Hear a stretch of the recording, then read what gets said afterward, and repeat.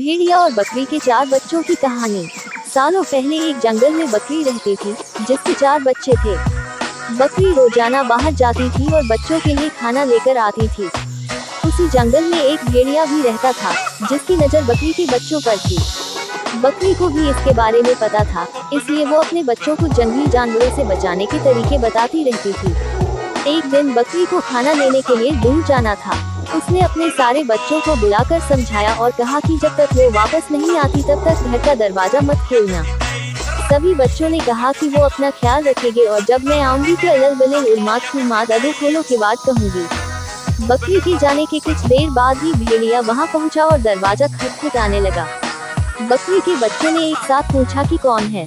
तब भेड़िया ने कहा कि बच्चों, मैं तुम्हारी माँ हूँ। जवाब में बच्चों ने कहा कि हमारी माँ की आवाज इतनी भारी नहीं है, तुम भेड़िया हो और हमें खाने आए हो।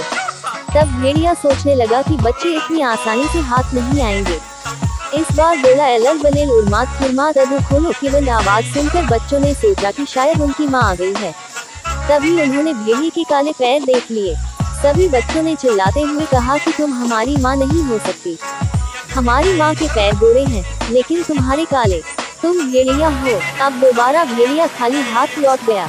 लौटते समय उसे रास्ते में एक आटा चक्की दिखी और उसने जल्दी जमीन पर बिखरे आटे को अपने पैरों पर लगा लिया। अब भेड़िया के पैर भी सफेद हो गए और वो दोबारा बकरी के घर पहुंच गया। फिर भेड़िया ने आवाज बदलकर दरवाजा खोलने के लिए कहा। इस बार आवाज भी माँ की जैसी थी और पैर भी सफेद थे। ये सबका देखकर सब दरवाजा खोलने के लिए आगे बढ़े। तभी बकरी का सबसे छोटा बच्चा बोला, यह माँ नहीं है, लेकिन किसी ने उसकी बात नहीं सुनी और दरवाजा खोल दिया।